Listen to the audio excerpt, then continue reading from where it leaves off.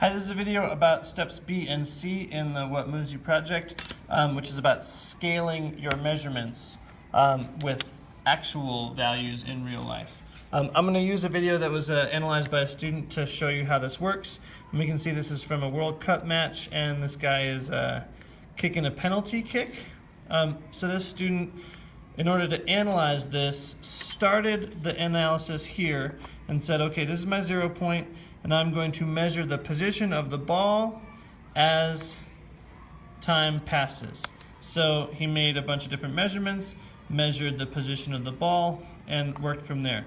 Notice that the distance from the penalty spot to the goal itself is about 7 centimeters. In addition to actually making these measurements of the position of the ball, you can see he's got a bunch of clock readings and a bunch of position values. He also measured the screen distance from the penalty spot to the goal. He said that was about 7 meters on his screen. He was then able to actually look up on the internet, although he could have estimated also, that the actual distance from the penalty spot to the goal is actually more like 11 meters.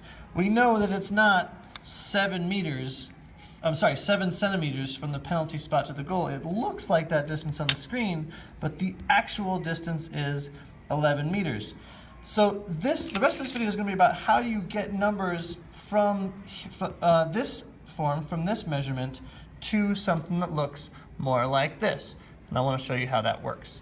We're going to start by thinking of it as a conversion of units. We know that 7 screen centimeters is equal to 11 real meters. This is sort of like saying 1 yard is equal to 3 feet, or 100 centimeters is equal to 1 meter. We have some value and we know that it's equal to some other value. We're going to use that fact. The way we use that fact in physics or in any science class where you're converting units is like this. Let's say I've got a number like 2.5 centimeters. That was measured on the screen. So my goal is to turn this into some number of real meters, to say how many actual meters is this? If the ball has moved 2.5 centimeters on the screen, how many meters has it moved in real life? The way we're going to do this is multiply it by a ratio with the unit that I'm trying to get rid of on the bottom. So I'll say 7 centimeters on the bottom, and the unit that I'm trying to replace it with on the top. So 11 meters goes on the top. Now, I know that 11 meters in real life equals 7 centimeters. So this as a fraction is one thing divided by the same thing. These two things are equal to each other. I'm just multiplying by basically 1 because I've got the same number on the top as on the bottom. That allows me to make a quick calculation, which looks like this. I need to get out my calculator and say, okay, 2.5 times 11 divided by 7 equals 3.9 real meters. That is, every single number in this column, 1.5, 2, 2.5, 3.5, etc., I could do that multiplication. I could multiply it by this value and say, okay, 2.5 centimeters on the screen is actually 3.9 real meters in real life. So what I would recommend doing on your work is to make a third column, to add a column to your data table, to say real position here, and change all of these numbers into the real values from the actual real world.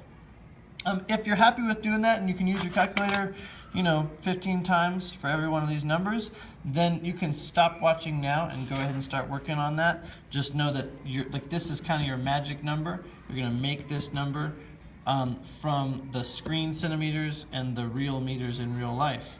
If you want a shortcut on how to do this on the computer, I will show you that now. And it involves using a spreadsheet like we've been using in Google to make graphs. I can record my data in this spreadsheet. So for example, 0, 1, 2, 3, 4, maybe these are my clock reading values. And then over here, for my position values, I could say this is 0, 1.5, 2.5, 3.5, and 4.5. I'm looking over at the measurements that this student made, and these look like useful position values. We can get the computer to do this calculation by itself if we give it the right instructions. And here's the way we're going to do that. We're going to select this cell, this box right next to this row over here, and I'm going to go up here to the space right above it. This is a space, notice it says function of x. This is a space where you can write in some mathematical instructions for the computer to tell it to make some calculations. So if I write an equals sign, and then I use basically this equation to refer to some things over here. So I'll say this equals this value over here. Notice it's referring to column B, row 1. So it's saying go get the number called B1 and multiply it. We have to use a shift 8. I made this using a shift 8. I hit shift and then 8 to make that star symbol. Then I multiply it by 11 and divide by 7.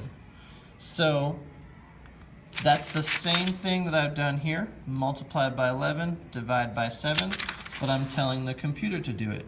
Now notice 0 times 11 divided by 7 isn't very interesting, but if I grab this little blue square and I move it down like this, if I drag it down, it's going to take every single one of these numbers and it's going to make that calculation for us.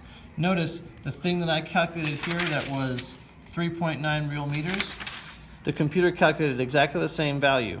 So if I want to use the computer to do a shortcut, I can get it to just by entering more numbers in here, like 5.5 and 6. Instead of every number that I put in here gets calculated automatically over here. This is entirely optional. You can do it by hand if you want to. If you want to do it on paper, it may be more straightforward. But if you want to use the computer is one way of making that a little bit easier on yourself.